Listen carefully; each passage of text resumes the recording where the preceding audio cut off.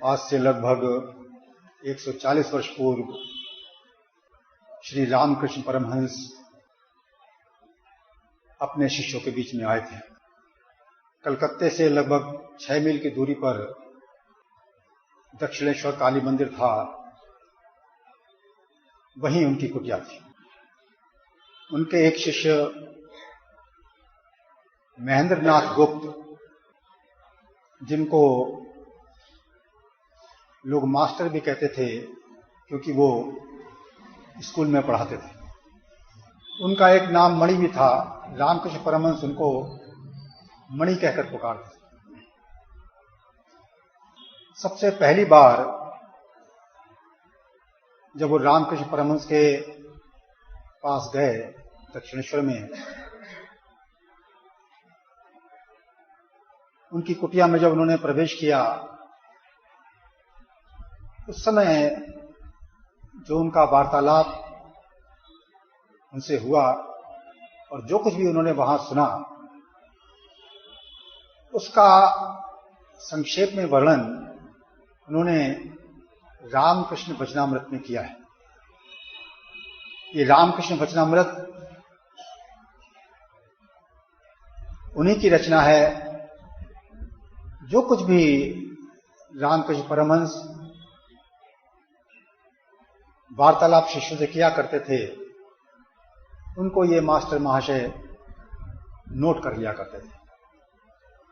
उसके पश्चात उनकी जब रामकृष्ण परमहंस की मृत्यु हो गई, तब इन्होंने उस सारे डायलॉग को रामकृष्ण वचनामृत के रूप में संकलित किया। उसके पश्चात उन्होंने स्वामी विवेकानंद को दिखाया था और शारदा मां को भी दिखाया था।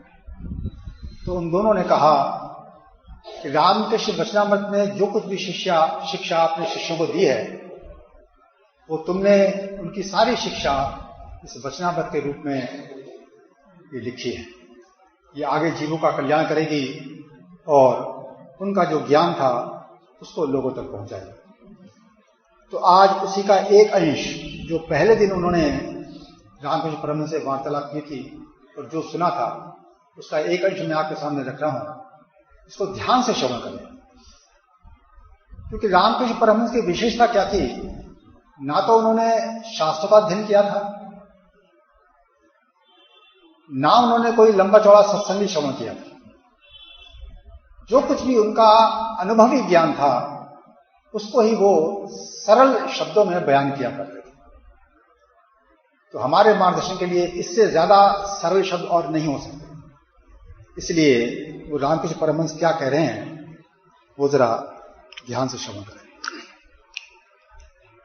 वो सुना रहे थे, जब एक बार हरि नाम या राम नाम लेते ही रोमांच होता है, आंसुओं की धारा बहने लगती है, तब निश्चित समझो कि संध्या आदि कर्मों की आवश्यकता नहीं रह जाती। तब कर्म त्याग का अधिकार पैदा हो जाता है।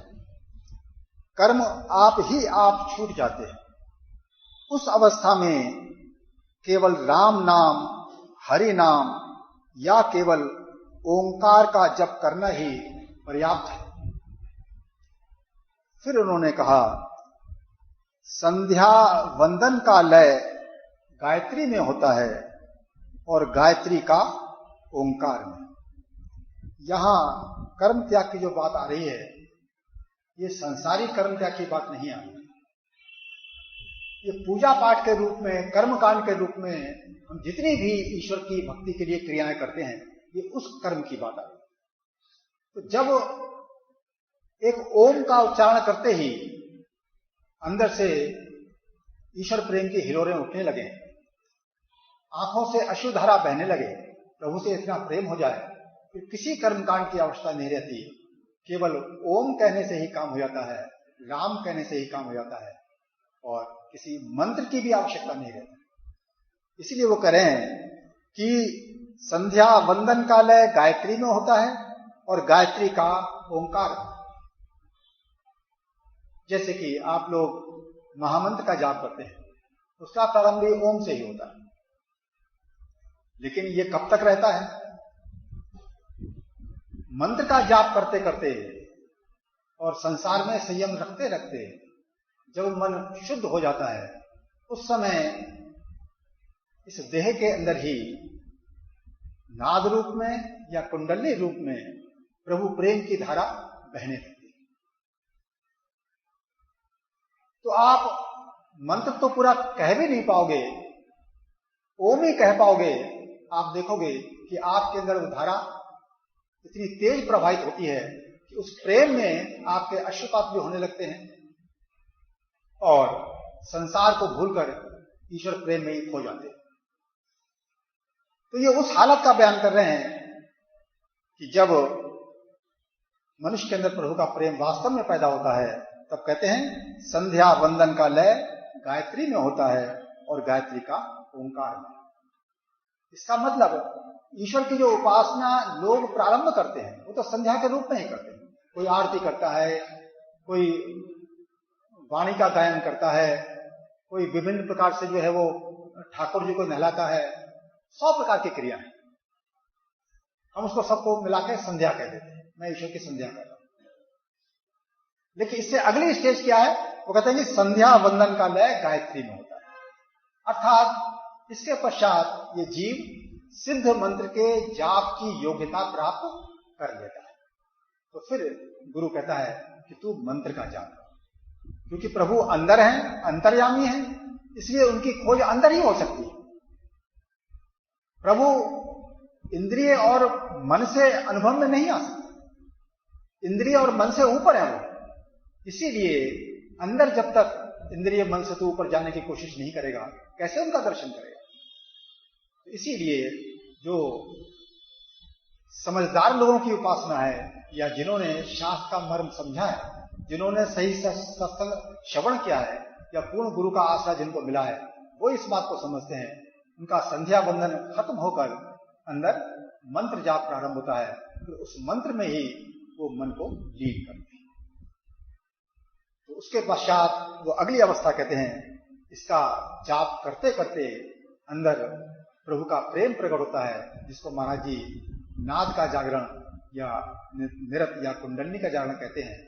वो जब धारा अंदर अनुभव होती है, उस समय ये मंत्र भी छूट जाता है, केवल ओम कहने से ही वो धारा आपके अनुभव में आनी शुरू हो जाती है। इसके पश्चात मास्टर महाशय ने एक प्रश्न रामकृष्ण परमहंस से किया, क्योंकि उनकी ये पहली मुलाकात थी। उन्होंने पूछा, जो हम सब भी ऐसा सोचते हैं, हमारा भी प्रश्न होता है। उन्होंने पूछा, ईश्वर में मन किस तरह लगे? जब ये बात सुनी उन्होंने, तब उनके अंदर प्रेरणा हुई कि ईश्वर में मन तो लगना चाहिए, लेकिन मन लगता नहीं। इसलिए प्रश्न पूछा, ईश्वर में मन किस तरह लगे? अब देखिए सत्पुरुष क्या उत्तर देते हैं। सर्वदा ईश्वर का नाम गुणगान करना चाहिए, सर्वदा ईश्वर का नाम गुणगान करना चाहिए, सत्संग करना चाहिए, बीच बीच में भक्तों और साधुओं से मिलना चाहिए। संसार में दिन रात विषयों के भीतर पड़े रहने से मन ईश्वर में नहीं लगता। कभी कभी निर्जन स्थान में जाकर, अर्थात एकांत में जाकर ईश्वर का चिंतन करना बहुत जरूरी है। प्रथम अवस्था में बीच बीच में एकांतवास किए बिना ईश्वर में मन लगाना बड़ा कठिन है। आगे वो कहते हैं, पौधे को चारों ओर से गूंथना पड़ता है, नहीं तो बकरी चर लेगी। नया कोई प्लांट लगा हुआ तो डर रहता है कहीं कोई जानवर खा ना जाए, इसलिए उसके चारों तरफ आप बाड़ लगा देते हो, जाल लगा देते हो, ताकि अभी जो छोटा प्लांट है वो मजबूत हो जाए, थोड़ा बड़ा हो जाए, उसके पश्चात आप निश्चिंत हो जाते हो। उसीलिए कह रहे हैं कि पौधे को चारों ओर से गूंथना पड़ता है, नहीं तो बकरी चर लेगी। तो शुरू शुरू में यदि जितनी भी बातें हैं ये आपने यदि नहीं पालन की, ना आपने एकांतवास किया, ना आपने किसी भक्त साधु का संग किया, ना आपने सत्संग श्रवण किया, ना प्रभु के नाम का गुणगान किया, तो फिर ये जो मन में आज तरंग उठी है ईश्वर की भक्ति करने की, ये फिर विषयों में फंसकर ये खत्म हो जाएगी। आगे वो कहते हैं, ध्यान करना चाहिए मन में, कोने में और वन में, और सर्वदा सत्य असत्य विचार करना चाहिए। ईश्वर ही सत्य अथवा नित्य वस्तु है और सब असत अनित्य है। बारंबार इस प्रकार विचार करते हुए मन से अनित्य वस्तुओं का त्याग करना चाहिए।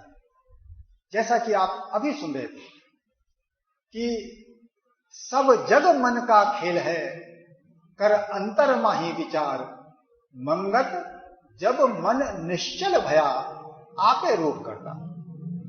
ये सारा संसार ये मन का खेल है, और मन मैं जानता हूं, अपने ही मन से मैं कितना परेशान रहता हूं, और मेरे मन की वासना के कारण मेरे माता पिता मुझसे कितना परेशान रहते हैं, मेरी पत्नी या पति कितना परेशान रहता है, और ये समाज में कितना परेशान रहता है।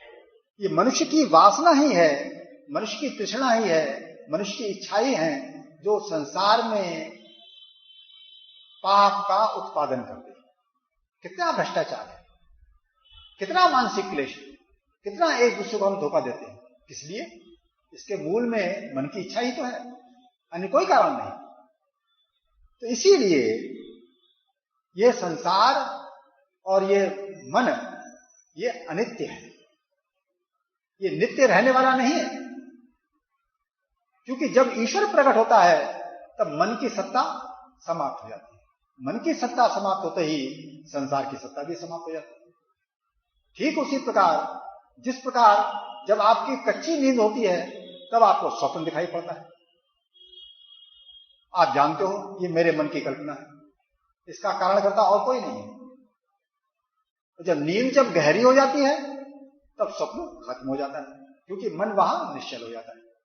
गहरी नींद में मन निश्चल हो जाता है, तो मन के निश्चल होते ही स्वप्न का संसार गायब।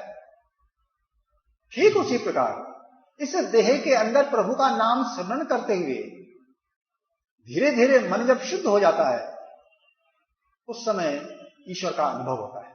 जब ईश्वर का अनुभव होता है, उसमें ये जीव स्थित हो जाता है, उसको समाधि कहते हैं। समाधि में संसार का बोध रहता है, क्योंकि मन का संकल्प नहीं है, इसलिए संसार भी नहीं। उस हालत में इस जीव का यह निर्णय होता है, जो शास्त्रों का निर्णय है कि सब जग मन का खेल है, कर अंतर माही विचार, मंगत जब मन निश्चल भया आपे रूप करता। लेकिन उस प्रभु रूप का दर्शन करके, प्रभु का अनुभव करके इस जीव की समाधि लग जाती है। ये प्रिय देह भी भूल जाता है, प्रिय संसार भी भूल जाता है। लेकिन जब समाधि टूटती है, फिर ये जागृत हालत में आता है, तब ये देखता है ये सारा का सारा संसार और मेरे मन का व्यापार ये सब अनित्य है, इसकी वास्तव में कोई सत्ता नहीं। इनके लोप होने पर जो सत्ता प्रकट होती है उसमें आनंद है, उसमें स्थिरता है, इसलिए उसको नित्य कहते हैं। तो उसी के बारे में रामकृष्ण परमहंस कह रहे हैं कि ध्यान करना चाहिए मन में, कोने में और वन में, और सर्वदा सत्य असत्य विचार करना चाहिए। ईश्वर ही सत्य अथवा नित्य वस्तु है और सब असत अर्थात अनित्य है। बारंबार इस प्रकार विचार करते हुए मन से अनित्य वस्तुओं का त्याग करना चाहिए। इसीलिए महाराज जी कहते हैं, प्रेमी सत विचार मनुष्य को जरूर करना चाहिए। सत्पुरुषों की बातों का श्रवण, उनके द्वारा लिखित शास्त्रों का स्वाध्याय या उन शास्त्रों का विवेचन सुनना, ये सारा का सारा सत्विचार है। इसको सत्विचार क्यों कहते हैं? क्योंकि ये सत्य वस्तु जिसको हम ईश्वर कहते हैं उसको प्रकट करता है, और असत्य वस्तु जिसको हम संसार कहते हैं, जिसको हम मन कहते हैं, इसका वो लोप कर देता है। अगला प्रश्न मास्टर करते हैं, संसार में किस तरह रहना चाहिए? क्योंकि दो ही चीजें होती हैं, प्रभु में मन कैसे लगे और संसार में कैसे रहे। भक्त के तो ये दो क्वेश्चन हो सकते हैं। इसीलिए उन्होंने अगला प्रश्न किया, संसार में किस तरह रहना चाहिए। अब देखिए, रामकृष्ण परमहंस बड़ी ही सरल भाषा में छोटे छोटे वाक्यों के रूप में भक्तों का मार्गदर्शन कर रहे हैं। इसको बड़े ध्यान से सुने। वो कहते हैं सब काम करना चाहिए परंतु मन ईश्वर में रखना चाहिए। सब काम करना चाहिए परंतु मन ईश्वर में रखना चाहिए। माता पिता, स्त्री पुत्र आदि सबके साथ रहते हुए सबकी सेवा करनी चाहिए, परंतु मन में इस ज्ञान को दृढ़ रखना चाहिए कि ये हमारे कोई नहीं है। देखिए सत्पुरुष का मार्गदर्शन कितना कीमती होता है। ना पति पत्नी को छोड़ने को कह रहे हैं, ना बच्चों को छोड़ने कह रहे हैं, ना माता पिता का त्याग करने को कह रहे हैं। वो कहते हैं सबकी सेवा करनी चाहिए, लेकिन परंतु मन में इस ज्ञान को दृढ़ रखना चाहिए कि ये हमारे कोई नहीं है। अब इसका उदाहरण देते हैं। वो कैसे? किसी धनी के घर की दासी उसके घर का कुल काम करती है, किंतु उसका मन अपने गांव के घर पर लगा रहता है। मालिक के लड़कों का वो अपने लड़कों की तरह लालन पालन करती है। उन्हें मेरा मुन्ना, मेरा राजा कहती है, पर मन ही मन खूब जानती है कि ये मेरे कोई नहीं है। कितना सटीक उदाहरण है। इस प्रकार से संसार में रहा जाता है। लेकिन मैं तो परिवार में डूब जाता हूं, ईश्वर को छोड़ बैठता हूं, कहता हूं क्या करूं, परिवार से फुर्सत ही नहीं मिलती, उनका पालन करना तो मेरा परम कर्तव्य है, ईश्वर छूट जाए कोई बात नहीं, समय मिला तो ईश्वर को भी याद कर लिया। ये हमारे सोचने का तरीका है। फिर ऐसे मन में ईश्वर का प्रेम कैसे पैदा हो सकता है? हम बहाने ही बनाते रहेंगे, ईश्वर का प्रेम कभी पैदा नहीं। आगे वो कहते हैं कछुआ रहता तो पानी में है, पर उसका मन रहता है किनारे पर जहां उसके अंडे रखे। संसार का काम करो पर मन रखो ईश्वर में। बिना भगवत भक्ति पाए यदि संसार में रहोगे तो दिनों दिन उलझनों में फंसते जाओगे, और यहां तक फंस जाओगे फिर पिंड छुड़ाना कठिन होगा। रोग, शोक, ताप आदि से अधीर हो जाओगे। विषय चिंतन जितना ही करोगे आसक्ति भी उतनी ही अधिक बढ़ेगी। इसके लिए वो क्या कहते हैं, हाथों में तेल लगाकर कटहल काटना चाहिए, नहीं तो हाथों में उसका दूध चिपक जाता है। भगवत भक्ति रूपी तेल हाथों में लगाकर संसार रूपी कटहल के लिए हाथ बढ़ाओ। परंतु यदि भक्ति पाने की इच्छा हो तो निर्जन में रहना होगा। मक्खन खाने की इच्छा हो तो दही निर्जन में ही जमाया जाता है, हिलाने डुलाने से दही नहीं जमता। इसके बाद निर्जन में ही सब काम छोड़कर दही मथा जाता है, तभी मक्खन निकलता है। देखो, निर्जन में ही ईश्वर का चिंतन करने से यह मन भक्ति, ज्ञान और वैराग्य का अधिकारी होता है। इस मन को यदि संसार में डाल रखोगे तो यह नीच हो जाएगा। संसार में कामिनी कांचन के चिंतन के सिवा और है ही। संसार जल है, मन मानो दूध।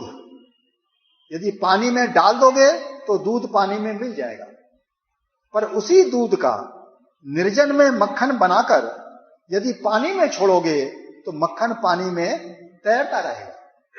इस प्रकार निर्जन में साधना द्वारा ज्ञान भक्ति प्राप्त करके यदि संसार में रहोगे तो संसार से निर्लिप्त रहोगे। इसीलिए महाराज जी ने कहा कि प्रेमी बीच बीच में 2 दिन, 4 दिन, सप्ताह, 15 दिन, माह का एकांतवास जरूर करना चाहिए। पहले तो उन्होंने यही कहा कि 2 वक्त का दृढ़ नियम बनाकर सुबह शाम सिमरन के लिए वक्त जरूर निकालना चाहिए। एक गृहस्थी के लिए सबसे बड़ा तत्व तो यही है कि सुबह शाम नियमित रूप से, संसार के कामों का बहाना नहीं, काम कम करके, इनकम को थोड़ा अपना कम करके ईश्वर के लिए वक्त निकालना है, क्योंकि जिंदगी का असली काम तो वो है। असली काम को मैंने छोड़ दिया और जो नकली काम है उसके लिए मैंने जन्म लगा दिया। इससे बड़ी मूर्खता क्या हो।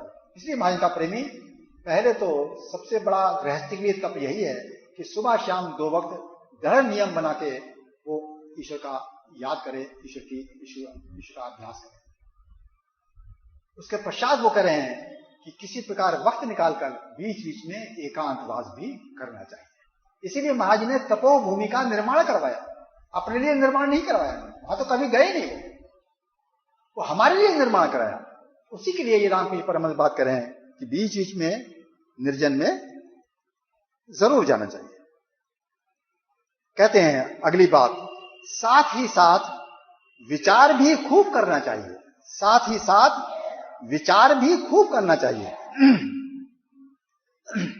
कामनी और कांचन अनित्य हैं। कामनी और कांचन अनित्य हैं, एकमात्र ईश्वर ही नित्य है। रुपए से क्या मिलता है? रोटी, दाल, कपड़े, रहने की जगह, बस यहीं तक। रुपए से ईश्वर नहीं मिलते, तो रुपया जीवन का लक्ष्य नहीं हो सकता। इसी को विचार कहते हैं, समझे। अब अंतिम प्रश्न वो करते हैं, क्या ईश्वर के दर्शन हो सकते हैं? उन्होंने मन को ईश्वर में लगाने की बात कर ली, संसार में कैसे रहना चाहिए ये बात भी कर ली। अब तीसरा प्रश्न बचता है उनका, वो कहते हैं क्या ईश्वर के दर्शन हो सकते हैं? क्योंकि गृहस्थी जीव तो आशा ही नहीं कर सकता कि कभी मैं ईश्वर को दर्शन कर भी पाऊं। लेकिन वैदिक काल से लेकर आज तक किसी ऋषि ने यह नहीं कहा कि गृहस्थी व्यक्ति ईश्वर दर्शन नहीं कर सकता, क्योंकि ज्यादातर सत्पुरुष तो गृहस्थ में ही हुए।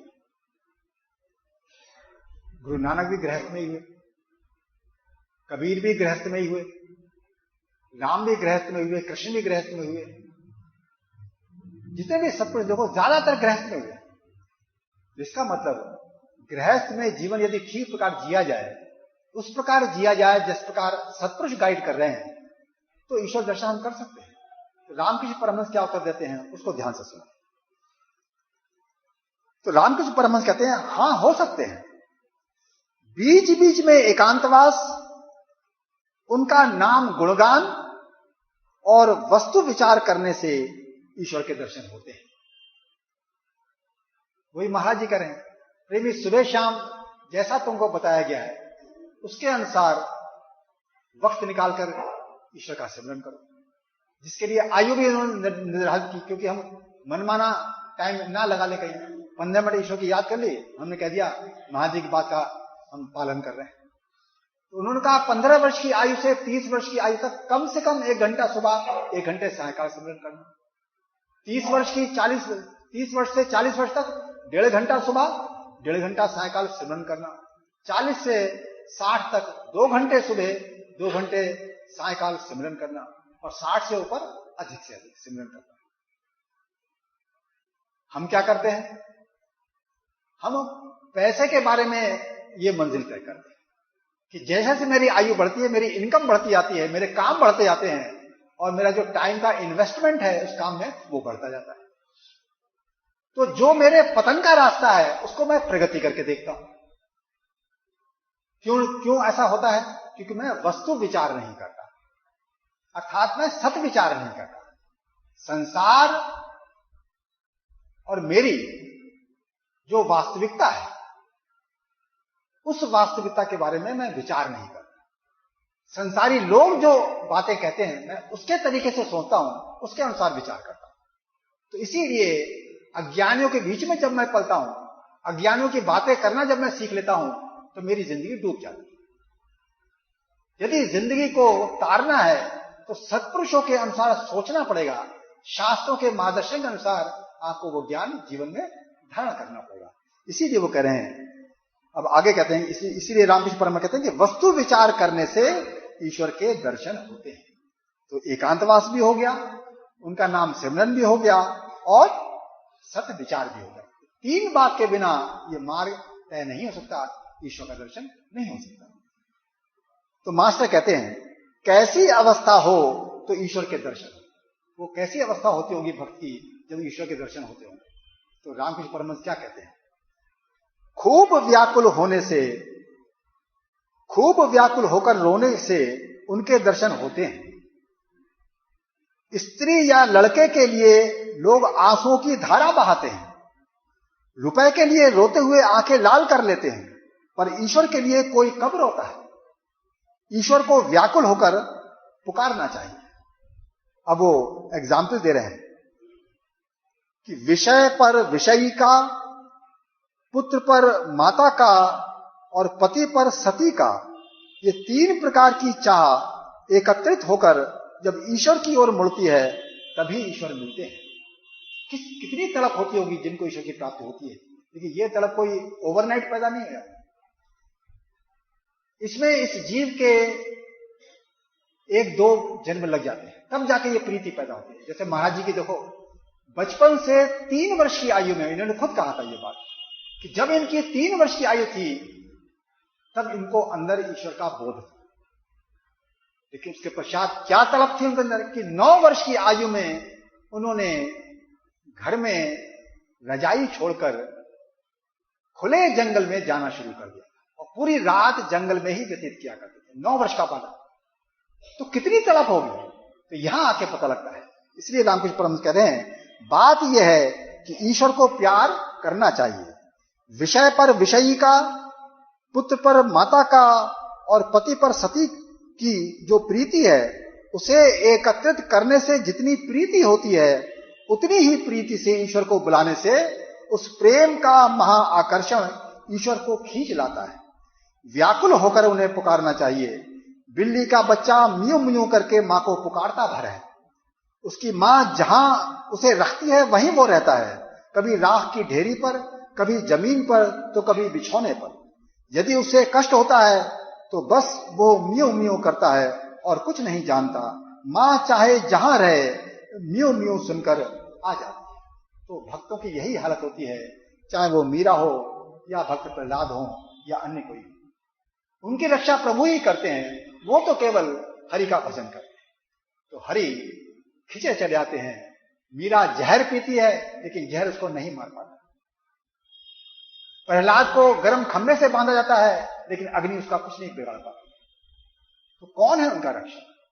तो इन भक्तों का जीवन सिद्ध करता है कि ईश्वर ही वास्तविकता है मेरे जीवन की, जिसके लिए मुझको जीवन व्यतीत करना चाहिए। इस संसार में वक्त नहीं बर्बाद करना चाहिए।